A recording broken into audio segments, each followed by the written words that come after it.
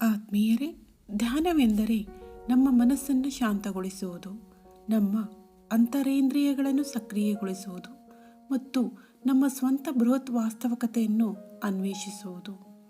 ನಮ್ಮ ವಾಸ್ತವಿಕತೆಯು 2 ಅಂಶಗಳನ್ನು ಹೊಂದಿವೆ: ತಿಳಿದಿರುವ ಚಿಕ್ಕ ವಾಸ್ತವತೆ ಮತ್ತು ತಿಳಿದಿಲ್ಲದ ಬೃಹತ್ ವಾಸ್ತವತೆ. ತಿಳಿದಿರುವ ಚಿಕ್ಕ ವಾಸ್ತವತೆ ಸೂಜಿ ಮೊನೆಯಷ್ಟಾದರೆ, ತಿಳಿದಿಲ್ಲದ ಬೃಹತ್ ವಾಸ್ತವತೆ ದೊಡ್ಡ ಬೆಟ್ಟದಷ್ಟಿರುತ್ತದೆ. ಇದೇ ನಾವಾಗಿದ್ದೇವೆ.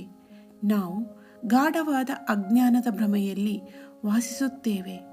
ಅಸಾಮಾನ್ಯ ಕೆಲಸಗಳನ್ನು ಮಾಡಲು ನಾವು ಅಸಮರ್ಥರು ಎಂದು ಯೋಚಿಸುತ್ತೇವೆ ಮತ್ತು ನಮ್ಮ ಸಾಮರ್ಥ್ಯವನ್ನು ಕಡಿಮೆ ಅಂದಾಜು ಮಾಡಿಕೊಳ್ಳುತ್ತೇವೆ. ವಾಸ್ತವವಾಗಿ ನಾವು ಪರ್ವತಗಳು. ನಮ್ಮ ತಿಳಿದಿಲ್ಲದ ಬೃಹತ್ ವಾಸ್ತವತೆಯು ಪರ್ವತಗಳಷ್ಟು ದೊಡ್ಡದಾಗಿರುತ್ತವೆ. ನಾವು ಧ್ಯಾನಿಗಳಾದಾಗ ಈ ಸತ್ಯವನ್ನು ಅರಿತುಕೊಳ್ಳುತ್ತೇವೆ. ನಾವು ನಮ್ಮ ಮನಸ್ಸಿನ ಮಾಸ್ಟರ್ಗಳು ಆಗಬೇಕು. ನಮ್ಮ ಮನಸ್ಸನ್ನು ಯಾವಾಗ ಬೇಕೋ ಆವಾಗ ಶಾಂತಗೊಳಿಸುವ ಮಾಸ್ಟರಿಕೆಯ ಸಾಮರ್ಥ್ಯ ಹೊಂದಬೇಕು.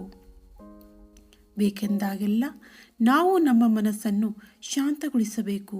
ನಮ್ಮ ಮನಸ್ಸು ಸ್ಥಿರಗೊಂಡಾಗ ನಮ್ಮೊಳಗಿನ ಇಂದ್ರಿಯಗಳು ಸಕ್ರಿಯಗೊಂಡು ನಮ್ಮ ತಿಳಿದಿಲ್ಲದ ಬೃಹತ್ ವಾಸ್ತವತೆ ಮತ್ತು ವಿಶ್ವಾತ್ಮಕ ಕಾಣದ ವಾಸ್ತವತೆಗಳ ಮೇಲೆ ಬೆಳಕು ಚೆಲ್ಲುತ್ತವೆ.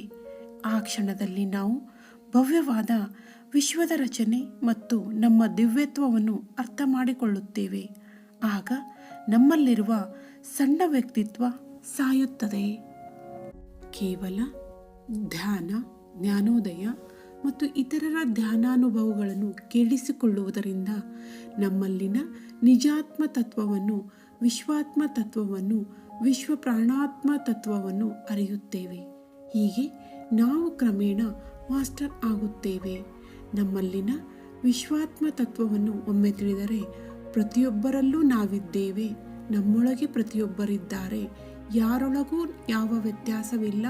ಎಲ್ಲೆಡೆಯೂ ನಾವಿದ್ದೇವೆ. ನಮ್ಮೊಳಗೆ ಎಲ್ಲವೂ ಇವೆ ಎಂಬುದನ್ನು ಅರ್ಥ ಮಾಡಿಕೊಳ್ಳುತ್ತೇವೆ.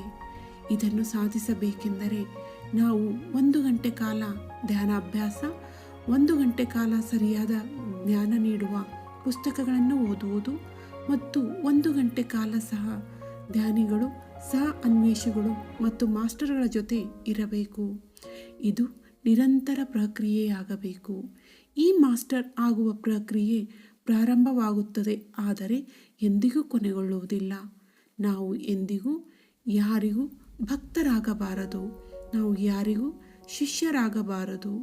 ನಮ್ಮ ಗುರಿ ನಮಗೆ ನಾವೇ ಮಾಸ್ಟರ್ ಆಗಬೇಕು.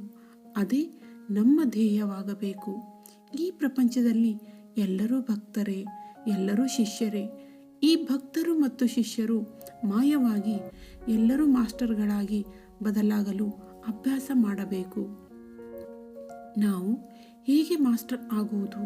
ಧ್ಯಾನ ಮಾಡುತ್ತಿದ್ದರೂ, ಸರಿಯಾದ ಪುಸ್ತಕಗಳನ್ನು ಓದುತ್ತಿದ್ದರೂ, ಸಜ್ಜನ ಸಾಂಗತ್ಯ ಮಾಡುತ್ತಿದ್ದರೂ ಸಹ ಇನ್ನೂ ಹಲವು ಅಭ್ಯಾಸಗಳನ್ನು ರೂಢಿಸಿಕೊಳ್ಳಬೇಕು.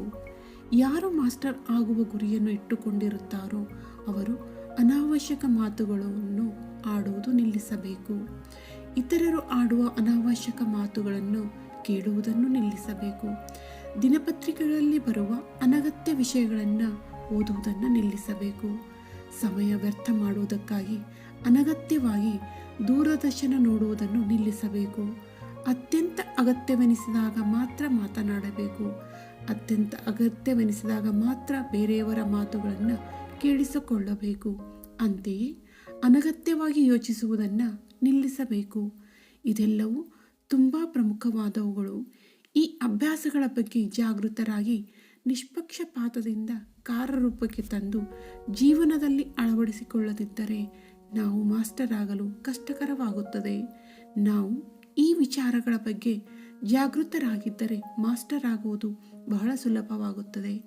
ಸತತವಾಗಿ ಅಭ್ಯಾಸ ಮಾಡುವ ಸಾಧಕನಿಗೆ ಮಾಸ್ಟರಿಗೆ ಸುಲಭವಾಗುತ್ತದೆ.